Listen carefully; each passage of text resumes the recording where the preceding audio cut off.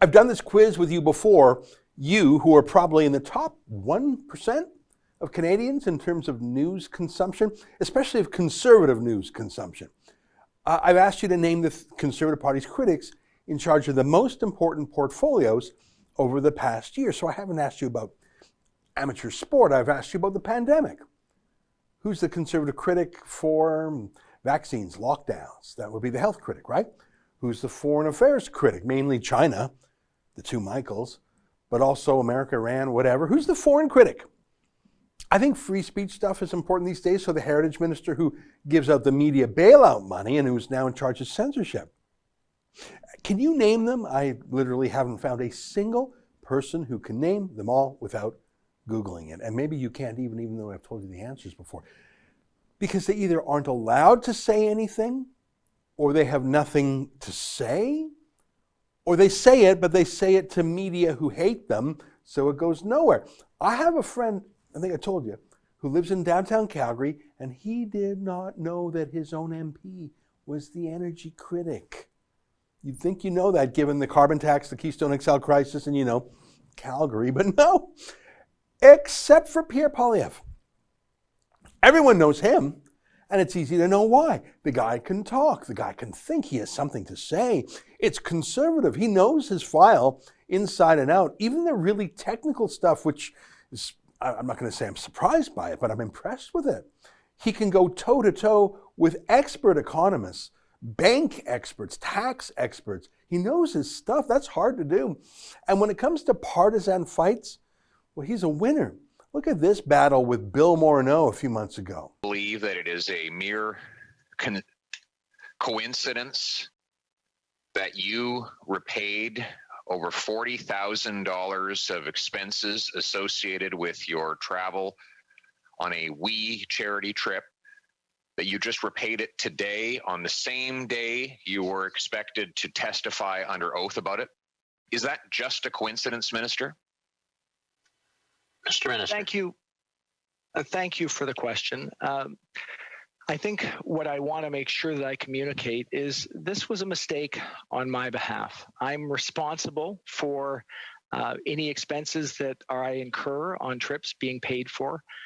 This was an expense that I was unaware of, that I did not know had not been paid.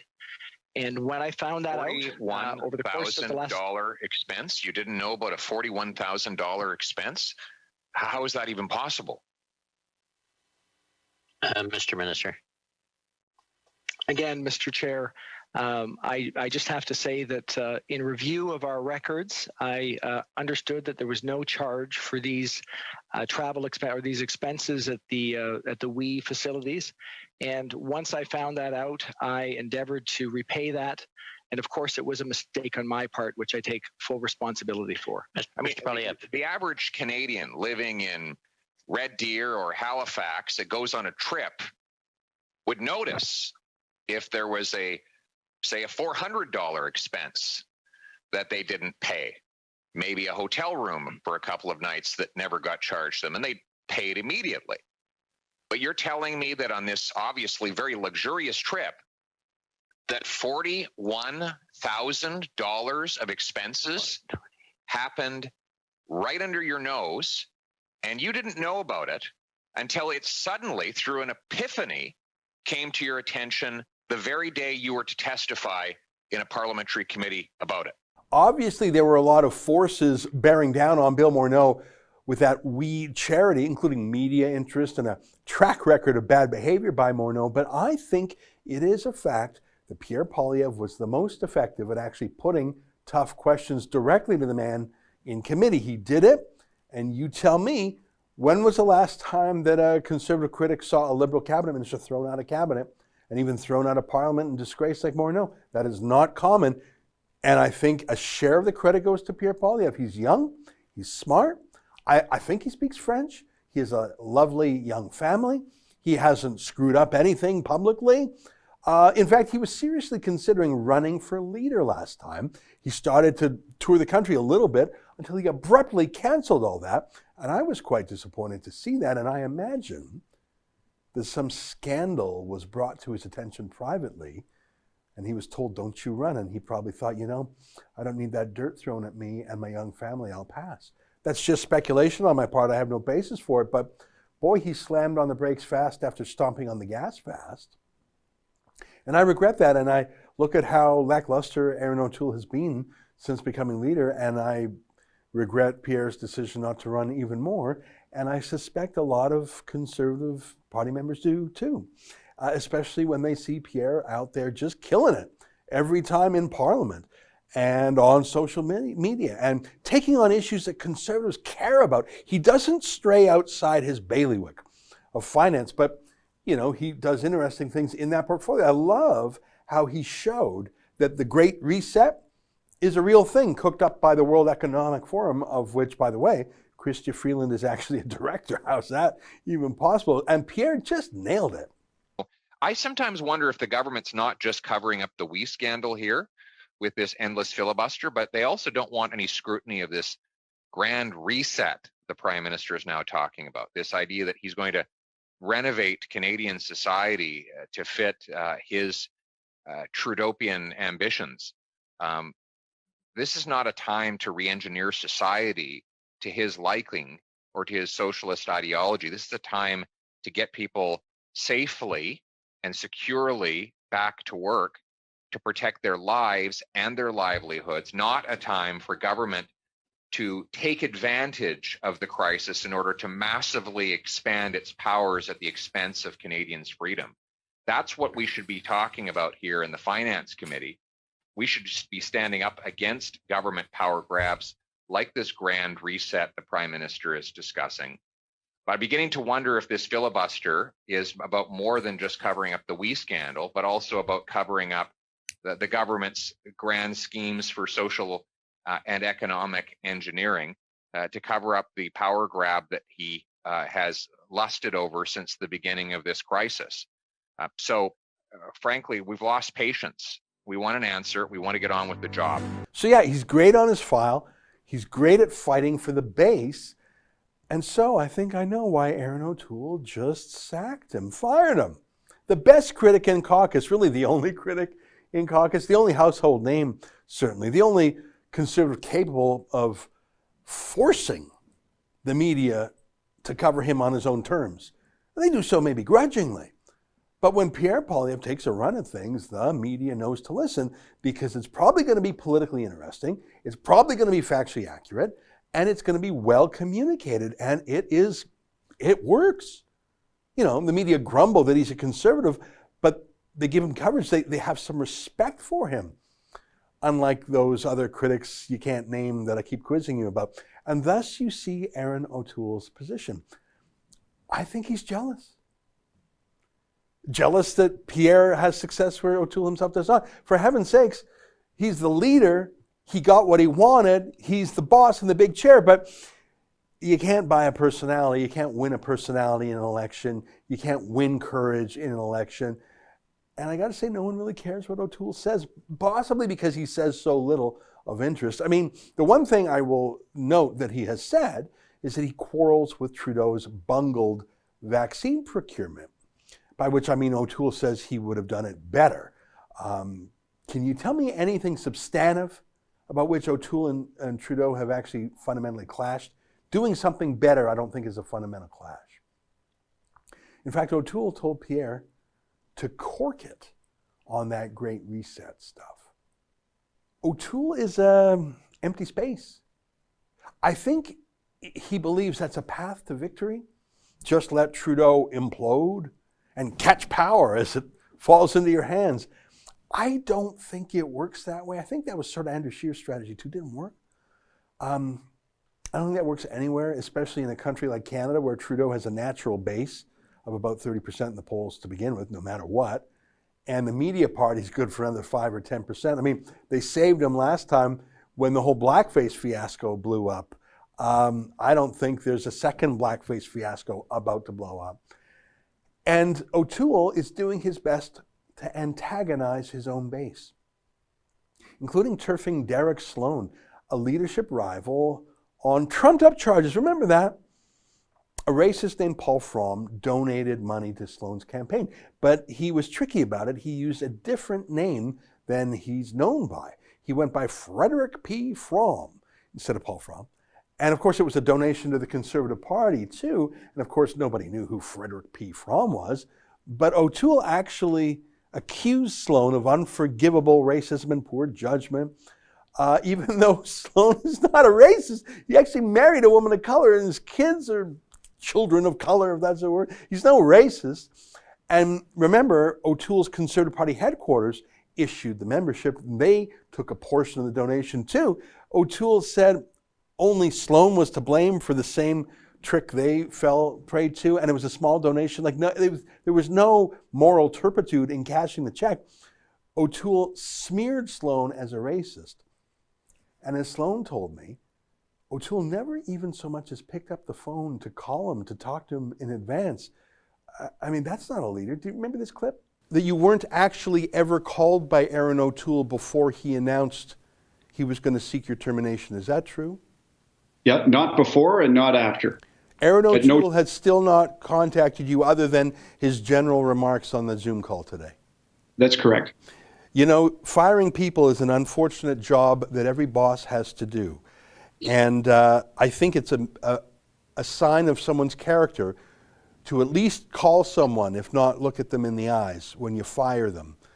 Has he sent you an email or a text? I've had no communication with him at all before this event or through and or after. I am very disappointed in that answer. If you're firing a man for good reasons or for bad, you look him in the eye and you tell him. So yeah, Erin O'Toole, who ran during the leadership campaign against cancel culture. Actually, he specifically said he was an ally of Sloan. I mean, not an ally, but he would defend Sloan's right to be in the party. He broke those promises. My point being, that's all O'Toole has really done since becoming leader. I mean, you tell me what he's done. You tell me what he stands for. What difference has he made? What fight has he fought? I think Erin O'Toole has put more energy and effort into fighting people within his own party than fighting Trudeau and the Liberals. And I'd include in that O'Toole's bizarre decision to do an email interview with me, which he did and which we published and which I thought he looked pretty good in the interview. But when the mean girls of the media party recoiled in horror, he immediately disowned us and his own interview that he had done with us. That's cancel culture plus cowardice plus not being a conservative plus showing how easily pushed around you are. And I say again, what a contrast to Pierre Poilievre. So O'Toole fired him. Now they say, oh, well, he's on the jobs file. No, mate, he was on the jobs file. That's finance critic. I think this is what they call tall poppy syndrome. You ever heard of that? Oh, I can't have someone who looks better than me. If O'Toole can't be popular and can't be loved, well, then no one can be. Fire him. Fire Pierre Poilievre. I mean, I bet O'Toole would probably kick Pierre Poilievre out of caucus if he could, like he did to Derek Sloan. Now look at this, look at this. This is an indicator of engagement with the party base on Facebook. But I think that's a surrogate for a lot of things because we all get our news so much from Facebook. A lot of Conservative Party members are on Facebook. So this is an analytics page. It shows how many people in the last 7 days follow each of these Facebook pages, how many people engage with posts on Facebook, so follows them or likes them or comments them.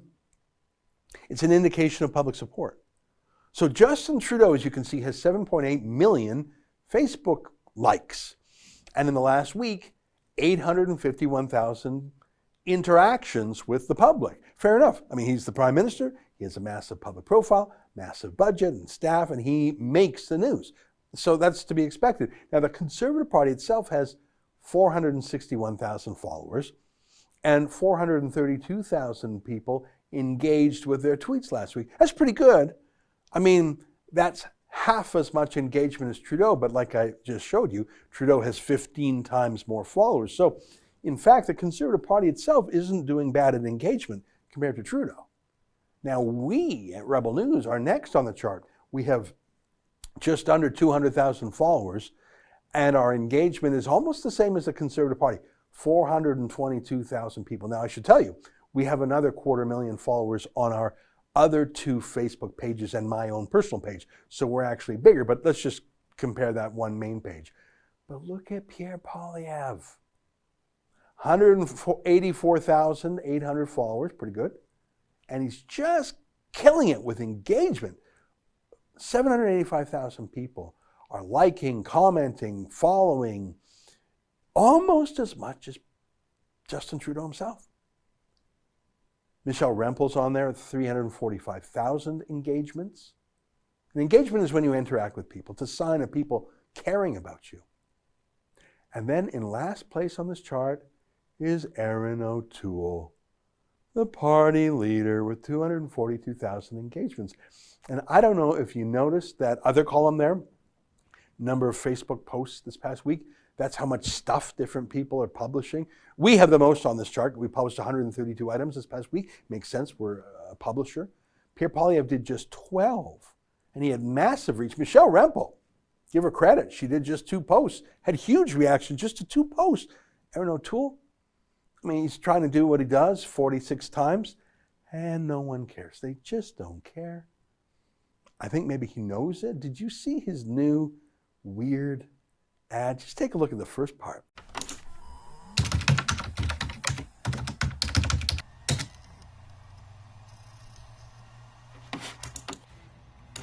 I'm Erin O'Toole. If you don't know me, I'm the leader of Canada's Conservatives. Yeah, weird. If you're doing that after having been in politics for years and years, and you're maybe just weeks away from an election call, if you're still trying to introduce yourself, you're not doing so well, are you, buddy? You know, it's hard being the leader when your followers are stronger than you, have more charisma than you, more personality than you, but get over yourself. That's the job of the leader, to weld together a team. Stephen Harper wasn't the most dynamic personality in the room, though he could be funny and charming when he wanted to be, but generally, he was sort of the boring accountant dad guy. And it worked. And he could tolerate people being more peppy or media-centric than him, including Pierre Poilievre, by the way, who was a Harper minister. Harper managed to work not just with peppier people, including Jason Kenney, but also his own personal rivals. Jim Prentice, Peter MacKay, former leader Stockwell Day, even Belinda Stronach for a while. Harper put these people on the front bench, even though they were rivals with each other and with him, because he was the boss. He didn't need to be shy of them.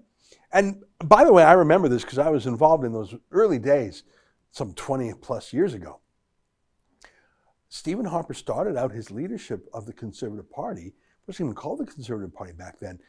He first fused together the Canadian Alliance Party. Remember that? Well, there was a splittist group, if you remember, Deborah Gray, Monty Solberg, Jay Hill. They had all sulked away in something called the Democratic Representative Caucus for a bit when they rebelled against Stockwell Day. So when Stephen Harper became the new leader of the Canadian Alliance, he rebuilt the coalition. He didn't just tolerate rivals.